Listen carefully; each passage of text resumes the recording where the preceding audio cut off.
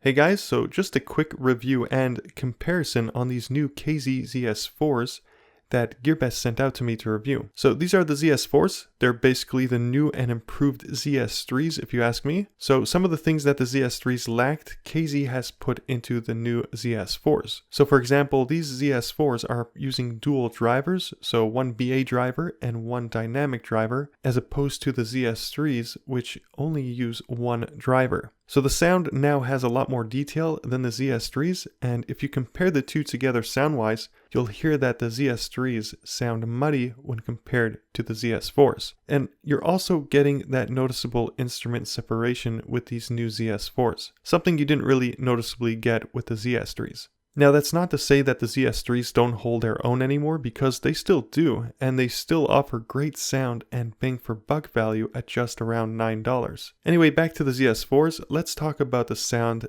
that these produce. So the bass that comes out of these strikes a perfect balance in my opinion, where it's not overly pronounced but not underpronounced as well. So it's punchy but not too punchy, if that makes sense. For the mids, those sound pretty much balanced, and then for the highs, those are more pronounced, putting these on the brighter side. Still though, not overwhelmingly bright, just enough for that extra detail. With that said though, these are a little sibilant sounding. For the soundstage, it is nice and open, and instrument separation is very good too. So actually with these earphones, KZ is apparently using a new type of dynamic driver membrane, and I believe this membrane within the driver is, or at least is, advertised as a liquid crystal polymer membrane. What this actually means, I'm not entirely sure, but it's probably a good upgrade over the old membrane. Now fit-wise, it'll pretty much be the same as the ZS3s. They're practically using the same shells with some subtle differences. So for example, the nozzles on these ZS4s have this ridge at the end, whereas on the ZS3s, they don't have that ridge at the end.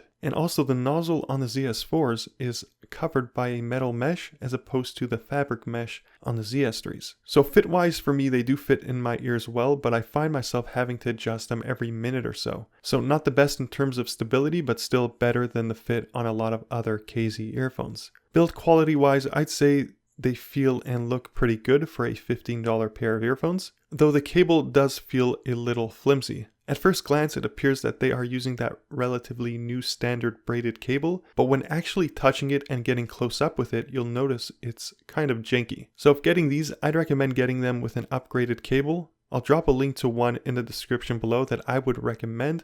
I actually use mine with the ZS3 model. Just be aware that the braided cable that I am recommending, there are two models of that cable. Just make sure to get the right one for your model. Additionally, the ear tips that ship out with these earphones are standard KZ Starline ear tips, and I'd also recommend getting a pair of aftermarket ear tips off Amazon with these as well. So overall, if you already own a pair of ES3s and enjoy the fit on those, then you could always take your listening experience to that next level with these ES4s. Or if you're just in the market for a pair of earphones and you're looking for something in the budget realm and your ears aren't tiny, then these will be a great pair to consider. Well, that's basically it for my review on the ES4s. Hopefully you found this review helpful. Also, if you haven't already, don't forget to like and subscribe. It does help me out a lot and helps to keep this channel up and running so that I can make more reviews for you guys. For now, thank you all for watching, and as always, I'll catch you on the flip side. Later, guys.